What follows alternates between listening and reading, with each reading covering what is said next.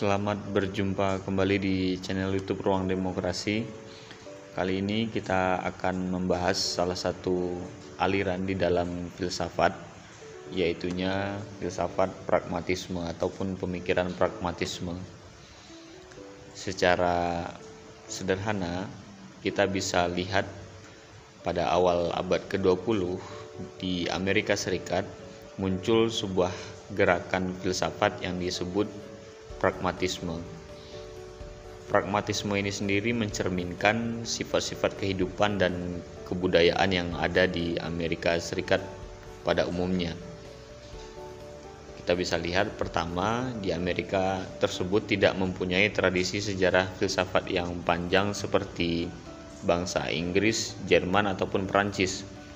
Kedua, ciri utama yang menonjol dari Amerika Serikat adalah perkembangan material dan tekniknya. Perkembangan inilah yang sangat mempengaruhi alam pemikiran bangsa Amerika, sehingga pengaruh tersebut jelas terdapat di dalam pragmatisme itu sendiri. Secara etimologis, pragmatisme berasal dari bahasa Yunani, yaitu pragma yang berarti perbuatan atau tindakan yang bermanfaat. Sedangkan isme adalah ajaran, aliran ataupun suatu paham. Dengan demikian, pragmatisme bisa kita artikan sebagai ajaran, aliran atau paham yang menekankan pada suatu perbuatan atau tindakan. Namun, perbuatan atau tindakan yang membawa atau menimbulkan akibat praktis yang bermanfaat. Ukuran atau kriteria kebenaran adalah bermanfaat. Jadi kita bisa jelaskan secara terminologis bahwa pragmatisme adalah suatu ajaran yang menekankan pada suatu perbuatan yang membawa manfaat. Pedoman hidup pragmatisme adalah hidup harus dimanfaatkan secara praktis dan segala sesuatu kebenaran harus membawa manfaat. Pragmatisme bersedia menerima segala sesuatu asal saja membawa akibat yang praktis dan bermanfaat.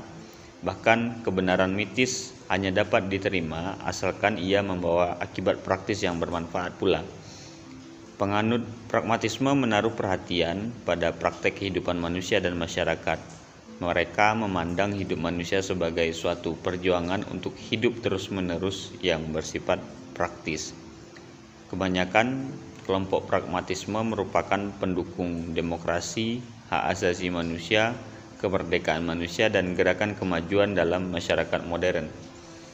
Pragmatisme sendiri lebih menekankan pada metode daripada doktrin-doktrin filsafat.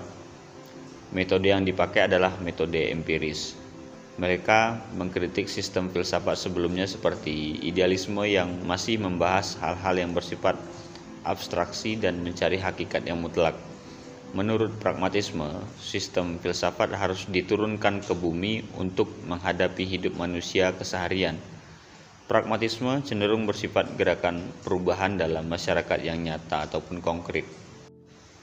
Tokoh-tokoh dari aliran pragmatisme yang umumnya dikenali adalah Charles Sanders Peirce, kemudian ada William James dan John Dewey.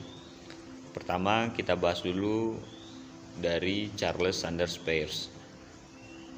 Charles Sanders Peirce sendiri lahir di Cambridge, Inggris tahun 1839. Peirce merupakan seorang ahli logika, terutama masalah tanda dan simbol. Menurutnya, logika merupakan sarana untuk berkomunikasi. Ia dianggap sebagai pendiri dari aliran pragmatisme. Salah satu pandangan Peirce yang penting dalam pragmatisme adalah teori tentang arti ataupun theory of meaning. Menurut Peirce, pragmatisme adalah suatu metode untuk membuat ide menjadi berarti ataupun bermakna. Suatu ide atau pernyataan mengandung sesuatu makna apabila pernyataan tersebut membuat tindakan menjadi jelas dan terang. Misalnya, ketika seseorang tersesat di hutan dan setelah berpikir sejenak, ia mempertimbangkan dan memutuskan bahwa untuk keluar hutan harus jalan ke kiri. Pernyataan ini mempunyai arti atau bermakna apabila jalan ke kiri tersebut merupakan jalan untuk keluar dari hutan. Kemudian tokoh yang kedua adalah William James. William James lahir di New York pada 1842. James menekuni bidang fisiologi, psikologi, dan filsafat. Dari tahun 1855 sampai 1860, ia belajar di Inggris, Prancis, Swiss, dan Jerman. James adalah orang yang mempublikasikan ataupun menyebarkan pandangan-pandangan pragmatisme. Dalam bukunya yang berjudul Pragmatism yang terbit pada tahun 1907, James mempertentangkan pandangan-pandangan rasionalisme dan empirisme. Menurut James, para rasionalis adalah orang-orang yang memegang prinsip dan idealis, sedangkan kaum empiris adalah orang-orang yang mendasarkan pada fakta.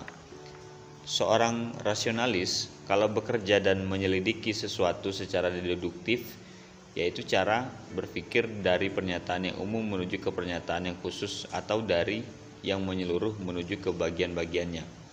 Sebaliknya, seorang kaum empiris mulai bekerja dari hal yang khusus menuju ke hal yang bersifat menyeluruh. Sementara James menekankan pada empirisme radikal. Radikalisasi pemikiran James terletak pada penerimaan pengalaman-pengalaman dan fakta-fakta kehidupan sehari-hari sebagai dasar filsafatnya, dan pengalaman-pengalaman keseharian tersebut dapat diubah dengan pengalaman di kemudian hari apabila sudah tidak membawa akibat praktis yang bermanfaat. Pendapat tersebut diperkuat dengan pandangannya tentang arti kebenaran yang terdapat dalam bukunya yang berjudul The Meaning of Truth ataupun Arti Kebenaran. James berpendapat bahwa tidak ada kebenaran yang mutlak yang bersifat umum dan bersifat tetap. Sebab pengalaman manusia berjalan terus dan segala sesuatu yang dianggap benar pada saat itu dapat berubah karena dalam prakteknya apa yang dianggap benar dapat dikoreksi oleh pengalaman berikutnya. Oleh karena itu tidak ada kebenaran mutlak, yang ada adalah kebenaran relatif karena kebenaran terus berkembang. Kebenaran menurut James adalah yang menjadikan berhasil dalam cara berpikir dan cara bertindak. Ukuran kebenaran dalam suatu teori adalah jika teori tersebut membawa konsekuensi pada hasil-hasil yang bermanfaat. Contoh, bila si A mengemukakan teori X dan B mengemukakan teori Y, menurut James, seorang pragmatis harus menguji lebih dahulu konsekuensi praktisnya, baik teori X maupun teori Y. Apabila teori-teori tersebut telah diuji dan ternyata mempunyai konsekuensi yang bermanfaat, maka kesimpulannya teori-teori tersebut dapat diterima. Namun jika teori tersebut tidak membawa konsekuensi yang bermanfaat, maka teori tersebut batal atau tidak dapat diterima. Kata-kata kunci dalam pragmatisme tentang kebenaran adalah keberhasilan, kepuasan, konsekuensi, dan manfaat. Di samping James, ada tokoh lain yaitu John Dewey.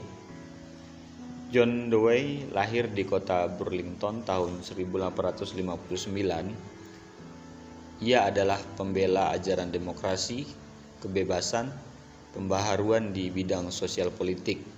Ia ahli juga di dalam bidang pendidikan dan filsafat. John Dewey ingin menjadikan filsafat disesuaikan dengan masalah-masalah yang bersifat praktis. John Dewey lebih suka sebenarnya menyebut pandangan filsafatnya dengan istilah instrumentalisme. Meskipun pada dasarnya instrumentalisme dan pragmatisme adalah sama. Ada 3 aspek di dalam instrumentalisme John Dewey.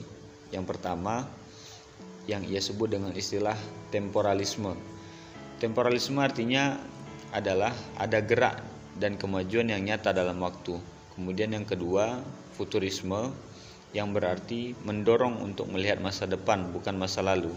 Dan yang ketiga yaitu meliorisme, yang berarti bahwa dunia dapat dibuat lebih baik oleh tangan manusia.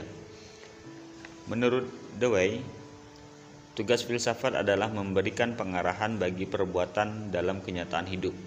Oleh karena itu, filsafat tidak boleh tenggelam dalam pemikiran-pemikiran metafisis yang tidak ada manfaatnya. Filsafat bagi John Dewey harus berpijak pada dunia pengalaman dan menyelidiki serta mengolah pengalaman secara aktif, kreatif, dan kritis. Dunia pengalaman bagi Dewey merupakan dunia keseharian kehidupan manusia.